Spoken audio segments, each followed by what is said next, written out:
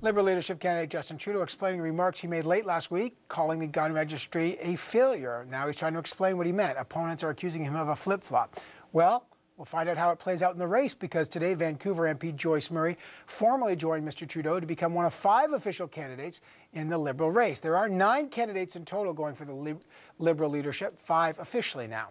Does she think Mr. Trudeau made a gaffe on the Longgun registry?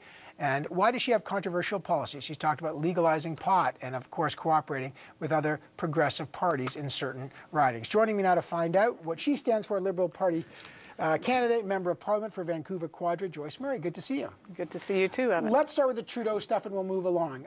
Sure. Was this a flip-flop from Justin Trudeau, and what's your view on what he said about the long gun registry and your view on it? Well, firstly, I disagree that it was a failure. I think it was an important policy to protect people from gun violence, and so I was disappointed at his remarks. I'm glad that he's clarified, but his remarks, especially coming just a few days before the remembrance of the massacre at the École Polytechnique, was pretty disturbing, especially for women, but for many others. Did he clear up those remarks? I mean, he said it was a failure because it's no longer there, but what do you make of that? I mean, again, we're trying to analyze the candidates in terms of their clarity. What do you make of his clarification? I think he's put forward another interpretation, and I will accept that. What makes you better qualified to be the leader of the Liberals than, let's say, the perceived frontrunner like Justin Trudeau or Mark Garneau or Martha Hall-Findlay? Well, as you know, being a fellow tree planter, I've got experience building a business. So that organizational experience means that I've been a catalyst for change successfully. A business that had 1,000 employees and has planted 1 billion trees. So that's one. And secondly, and I think even more importantly, is that I have worked around a cabinet table with the provincial government as a cabinet minister for 4 years in British Columbia. And so the kind of tough decisions that you have to make and the kind of catalyst for change that I was in my portfolio also make me a good fit for what our party needs right now. All right. Some issues will be defining. One of them that you've put forward, and it reminds me a bit of Nathan Cullen during his run at the NDP, is joint candidate nominations in ridings where the progressive vote may be similar, and you're essentially trying to unite against the conservative vote. What's your proposal? Why do you think that would be effective? Well, firstly, mine is not joint candidate nominations. It's different than that. Each party would nominate their own candidate, and then there would be a runoff like a primary in some selected ridings. But it would be cooperation, I guess. Yes, exactly.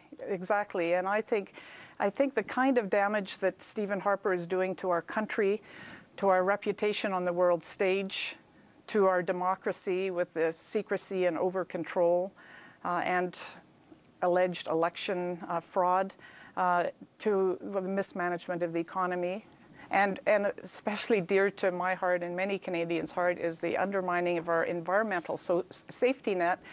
Makes it the biggest risk, from my perspective, is another Stephen Harper majority government. And so the cooperation would be a way to avoid that. But what's the difference between that kind of cooperation and why don't you just formally say we should merge the left side of the spectrum? Well, absolutely not for merger. I am a Liberal. I'm for the Liberal Party becoming stronger and actually winning the next election. But the insurance, given what we've seen in the last few elections of Stephen Harper's tactics to win elections, would be to have one progressive candidate running against a conservative in just those ridings where the conservative squeaks through. But I don't understand that. I mean, I recognize that there's some notion of vote splitting, but nonetheless, each party is supposed to represent different values. If you're not for merging, and just for this kind of nomination, cooperation in terms of the nomination, how do you really just tell people that the Liberals are distinct from the NDP or the Greens when you're prepared essentially to say, well, in certain cases, I'll back the NDP or the Green? The parties do have different values. But one value that we have in common, I believe, is that our political system is not working. Our first-past-the-post system is leading to the kind of divisive, toxic politics that we see today in Parliament. So are you for proportional representation? I am for electoral reform, and I would want there to be some process of consultation to figure out exactly what electoral reform solution Canadians want. But it could be proportional representation. So you would like, if you were a Joyce Murray government, would put forward a change to the first past the post for some kind of proportional representation system. I know you've had these in BC, these referendums on That's them, but right. something like that. Is that right? Could be a proportional representation. Stéphane Dion, my colleague, has put forward a Made in Canada proposal. That could be one on the table. That I would commit to a process of engaging the public and in looking at an alternative to first past the post. One that is fairer and more representative of what people really want in their elected representatives. Couple issues just in terms of time. Yeah. Carbon tax, for it or against it? Potentially for. I'm for carbon pricing. We have to put a price on carbon, Evan. We do not dump our garbage into the public park for free, and yet we are doing that with carbon pollution. We are putting it into the public atmosphere for free, and it is creating harm. So even after what Stéphane Dion went through with that and the green shift, you're suggesting that even not just a carbon price, which might be a cap and trade, but you're suggesting even a tax on carbon. They have it, by the way, in BC and Alberta and Quebec. Exactly. You're saying a national carbon tax, not off the equation? Not off the table at all. In fact, many economists and business people would say that a tax is the most fair, efficient, and effective way to reduce emissions. And that's what we have to do. We have to reduce emissions. And I will remind you that as the Environment Minister in British Columbia, I was very committed to working with the business community as I tried to put together the British Columbia greenhouse gas emission reduction plan. So my work is part of the foundation of what we're doing in BC right now. Last question, and I've asked Justin Trudeau this on the weekend.